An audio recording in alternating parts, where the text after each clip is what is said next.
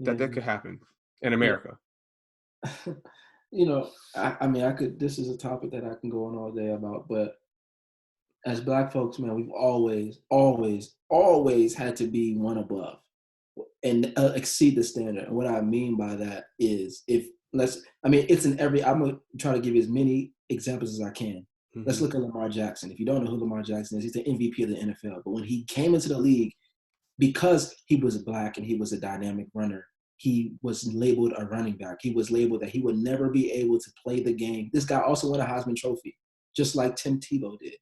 And just like all the other people, Matt Leinart and Carson Palmer and Right. Chris Winkie. I mean, the Tim list goes Couch. on and on. Tim, anyway, Yeah. I go on there. I'm a football guy, but simply because he was a brother and because he could use his legs and he was skinny and he fit the bill. He was tall enough, but even that, he was dynamic. He got to change positions and he got to do this and got to do that. He'll never be successful in the NFL because of this. He tore the league apart this year. And still, in the midst of that, you have people saying the only reason he's good is because the ball blends in with his hands when he's doing fakes. Which is crazy.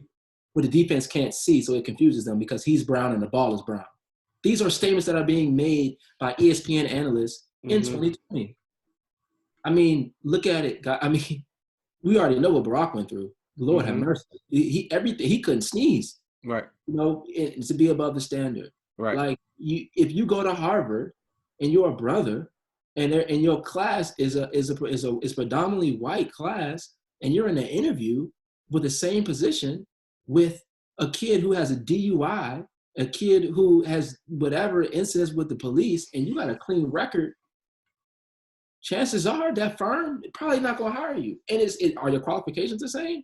No, but it would cause a stir to have a brother man walking around that building. Hmm. I mean, just like, my parents, like my mom they went out to get my brother a wedding dress for my brother's, his wedding. And they went out to Leesburg-ish area out that way, to a fancier store to get some clothes. And the lady followed him around the store the whole time, right? And when she did end up picking out the dress, the lady kind of hinted at, you might want to choose something else, because of the price tag. Hmm. Like, you really can't afford this. And this is 2020, 2016, right after Trayvon. I was driving my car. At the time, I had a GMC Terrain 2011. Nice one, top of the line. I had chrome wheels. My dad looked out for me. I had Right. chrome wheels, chrome, Stunting.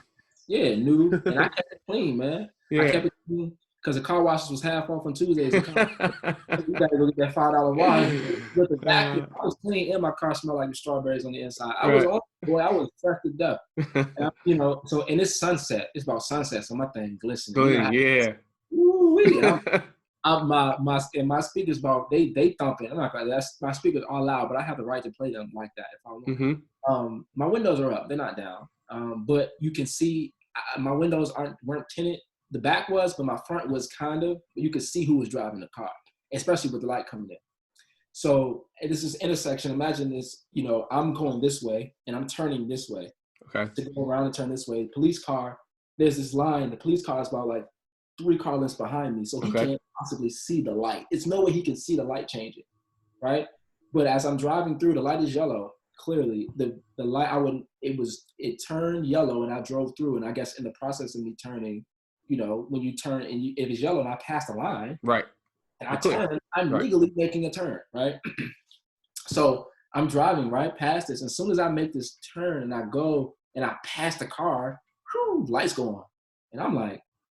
And it was an undercover car. It Okay. wasn't a police car. It was an undercover deal. So he got out of line, went around, pulled me over, and right then and there, I'm like, okay, just pull over, hands, make sure he see you. So I'm here, but I'm not budging. My heart. This is just after Trayvon. So my heart is in my shoes, right? Hmm.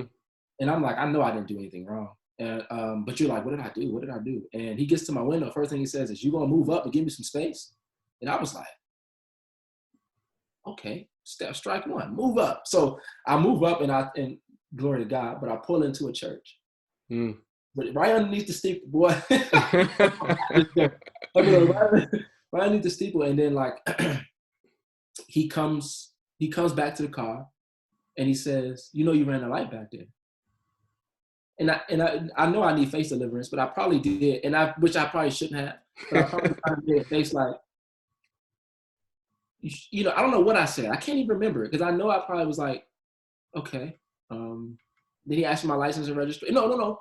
The first thing he asked me was it my car? I pulled up, and after he said, "Is this your car?" That's what he said. I kid you not. Before he even told me what I did wrong, he asked me if this was my car. I said, "Yes, sir."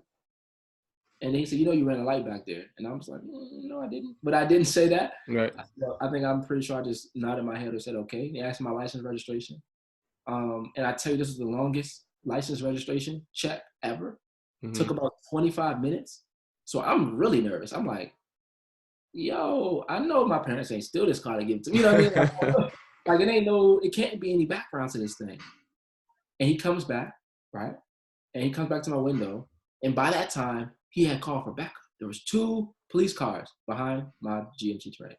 And when I did that, when he came to the window, he said, "You know what? I'm gonna let you off with a warning." Didn't give me a ticket, nothing. And I'm like, oh, DWB, huh? Driving while black, right? So instantly I get out the thing and I call my mom. My dad, if you're watching this, you don't know this story. You would have been on the first, he had just called me and my brother and gave us like an hour talk about the state of our country and being smart and recognizing who you are and where you are in your surroundings. So I'm like, I'm not going to call him a day after he just told me this. Right. Because he either take me out of here or he going to come down here and raise hell. So, Dad, if you watching this, we good. I ain't never got to straight. I ain't never see that dude again. But he had on like a green beret suit. He wasn't even like, it was like he was military or something weird. It was like a SWAT officer.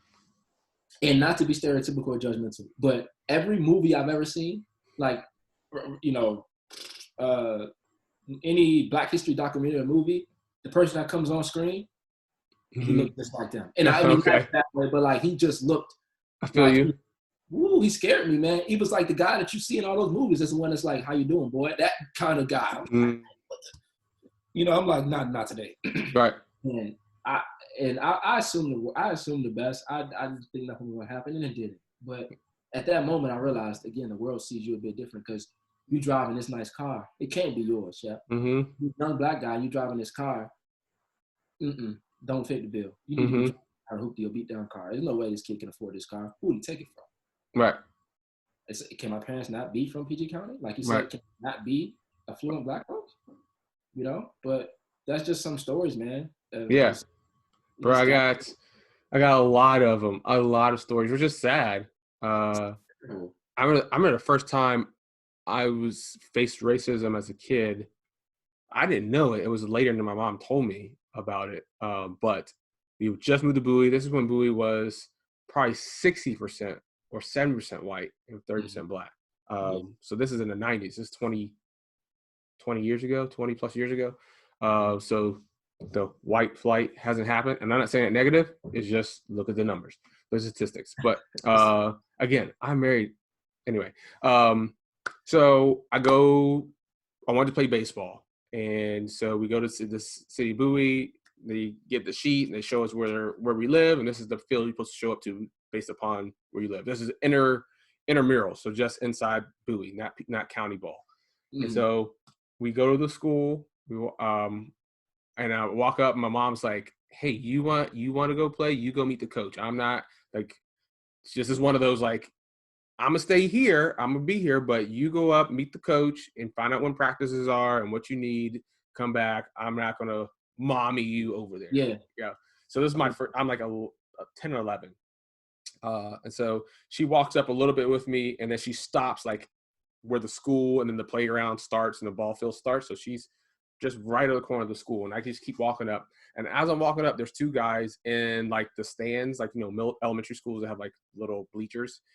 2 guys standing there, and the guy says, "Here come the coons," and I look at him, and I turn around and I look back, and I'm like, I'm really looking for like a family called the Coons. Yeah. And so I look back, like I look at him, I look back, I look at my mom. My mom just like, her arms are folded, but she's like keep going. keep going. And so I keep going. The coach walks off the field. He looks at the guy in the stands. He just points at him. He's like, he says something like, cut it or not cool or something like that. But he pointed at him and said something. I don't remember. And I walked up to the coach, and he's very cordial. Hey, buddy, what's up? How are you doing? I was like, hey, I'm new to Bowie. Want to play baseball? He's like, okay, well, we already had tryouts. We have a spot for the team. Won't you come on this day? Bring your glove, the cleats, and let me get your form. He got me the form, and I said, okay. So I walk back, and the two guys are like chuckling. I just look at them. They're chuckling, and like I just trot back to my mom, and I was like, Mom, the coach said this, blah blah blah blah blah, and I'm all excited like a kid, like yeah, all pumped up. And my mom was like, I am so proud of you. You just walked up there like a tall, strong, confident black boy. And I'm like, what are you talking about? Like, I'm literally like, I am lost in the sauce. Yeah. And I literally, I'm like, I really like give that look like, what? And she's like, that man called you a coon. And you just walked straight up there. You didn't even let it bother you. And I literally go, he was talking to me? My mom says, yeah, he was talking about you. Yeah. I was like, I don't understand. She's like, calling a black person a coon is a negative word, like to talk down to them. And it all clicked, like, oh, I'm black, he's white. And literally outside, we grew up in Palmer Park. Like, oh, not Palmer Park, we grew up in Pepperville Village, Capitol Heights. The only time I saw any white people was my teachers at school. Like, if I had teachers at school. Outside of that, I had no interaction with nobody else unless they were brown, Hispanic, or black. So that was my real first that I can remember. I take that back. My grandparents had next door neighbors. They lived in D.C. near Capitol Hill. And they had some neighbors that were, when the neighborhood was changing, it's really changed now, but slowly changing. So their next door neighbor was white. But outside of that, so I was like, whoa, yeah, that's kind of crazy that he called me a name. We got that. And then I know we want to talk about Shep when we were talking about ideas for podcasts. He was like, hey, bro, you think we can talk about like interracial marriage and like things you had to deal with? And I had some stories there. Yeah, I just want to ask you that. Like, because for me, like Heaven, people see Heaven and assume that she's just like me. We the same complexion. But Heaven's mom is white and her dad is black. So Heaven is mixed. So when I go down to Heaven's house, I am the only brother there.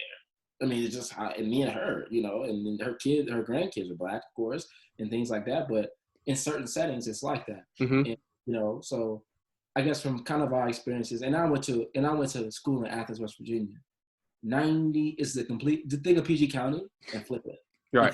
So the only black kids that were there were the athletes. Mm-hmm. That's it. So if you went to school and if I saw a person at Concord University who was black and wasn't playing sports, I immediately went up to him and said, bro, tell me your story. What's your story? What's your frustration? Why are you here? But like for me, I guess the question I have for you, man, is like, how has marrying, Mal, like has that affected how black people perceive you and your voice with the black community because you have sold out, as they like to say, right?